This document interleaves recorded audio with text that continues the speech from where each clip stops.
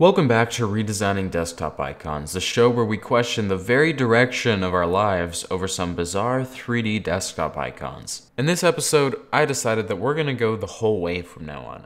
I'm going to end up redesigning all of the desktop icons, and we can't do that with 2 icons per episode. So I decided that I would do 8 instead, so I'm not going to do a full tutorial on each of them. Apparently, some of you guys aren't even Blender users. But I am still going to show the coolest techniques I managed to find for each of them. I'm going to let my Instagram followers decide the next ones that I do. I'm not sure if that's a good idea or not, but we'll find out, I guess. So yeah, let's just get started. Feel free to let me know what you think of this format change down in the comments below. And if you ever need help with Blender or something like that, feel free to join my Discord. The link is in the description. Let's start this one off with some that I've already done. It only just occurred to me how much of a missed opportunity it was to not make a Chrome logo. So I did that. I'm using that now, in fact.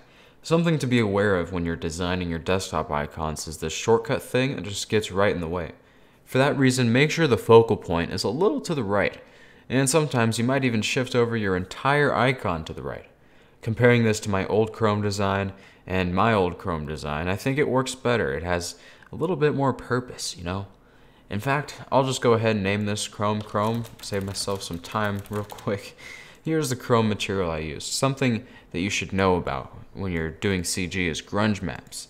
In reality, nothing's perfect. Nothing looks perfect. People wipe their grimy hands all over it, spill coffee all over it, and when people clean it, the cleaning leaves streaks all over it.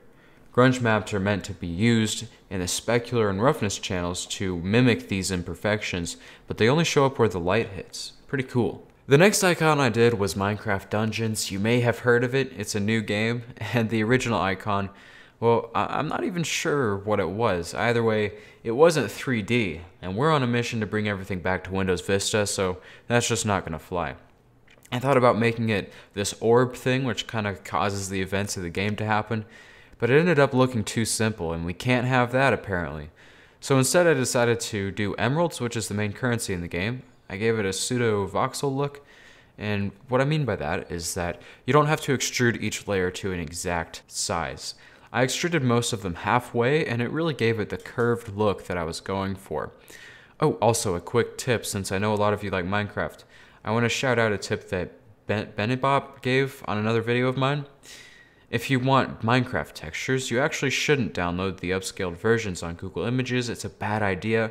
Instead, paraphrasing here, go to the wiki of whatever Minecraft version you want, download the client, rename the file extension to .zip, and then this zip file will contain all the textures in that version in the original size, so you won't have any UV issues. He also said to make sure that you use the closest image filter. Here's where you can cycle through all of those. If you don't do that, you might be getting a blurry mess, and who keeps putting these in my video? Next up was Totally Accurate Battle Simulator. It's a game that is dedicated to shedding light on the important battles throughout history, and letting players finally experience those battles in a realistic way. Anyways, this was their icon originally, and as you can see, it's blurry, even for a tiny icon.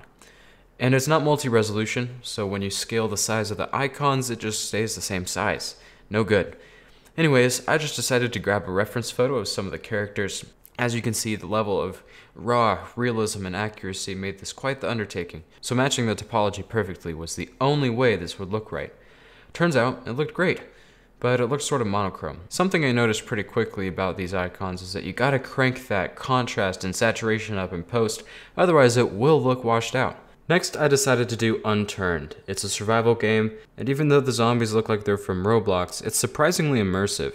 I knew from the start that I was probably just going to make the zombie and the logo 3D and call it a day, but I decided to do a bit more than that. Whenever there's a full moon in the game, they get all red eyes and stronger, so I decided to theme the icon around that.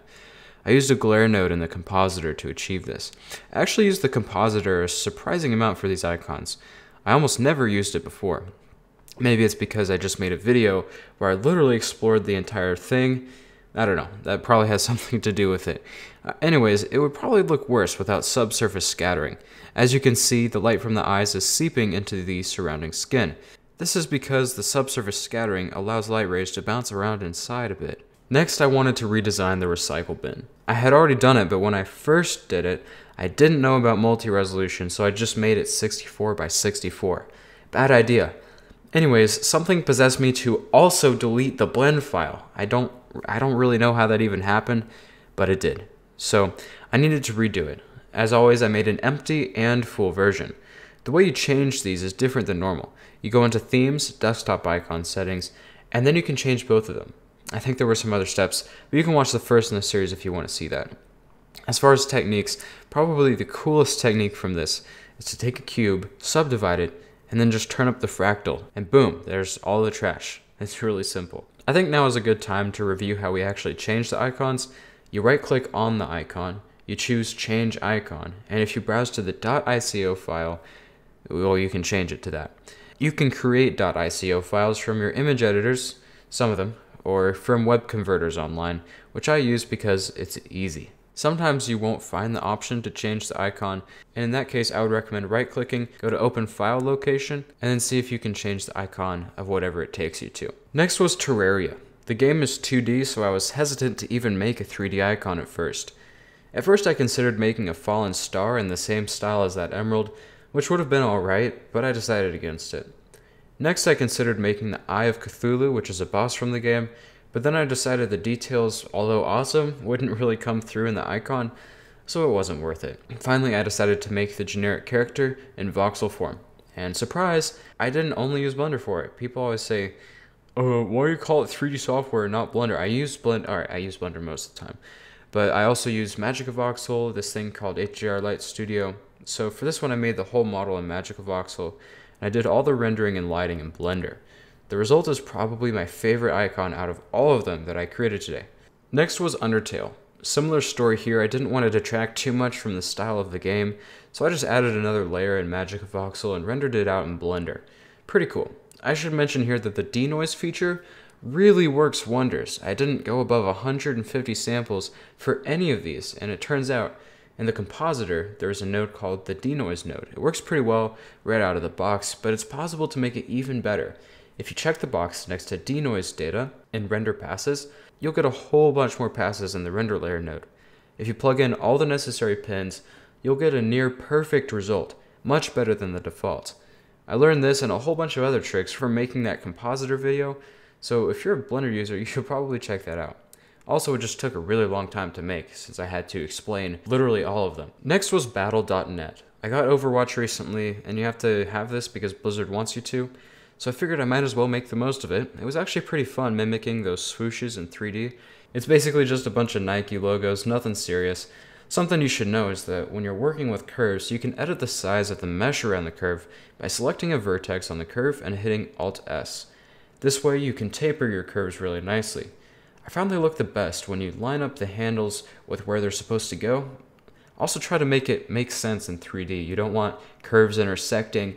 You don't want any of the tips to clearly not taper off. Just put some elbow grease into it and it should turn out fine. I feel like I should mention, to make the background transparent, check this box under Film that says Transparent.